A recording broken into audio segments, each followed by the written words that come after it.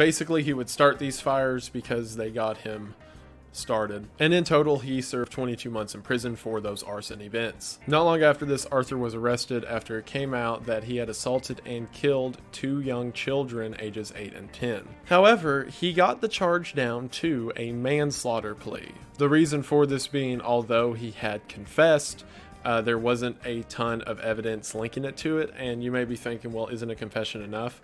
But according to the judge and the attorneys, he was so dumb that a confession didn't mean anything. And not only that, the prosecution was certain that if he is put on trial, the jury will feel sympathy for how dumb he is, and therefore will get the charge down to manslaughter anyway, so they might as well plea on it. So he was given parole after only being in jail for 14 years for the murder of 2 children, and then immediately murdered 12 more people. These were mostly sex workers that he would approach and then hire and then strangle and ditch their body somewhere. The way he was caught is while police were investigating a recent place that they found the body, he just walked up to, like, at the bridge above where the body was dumped and just peed over it.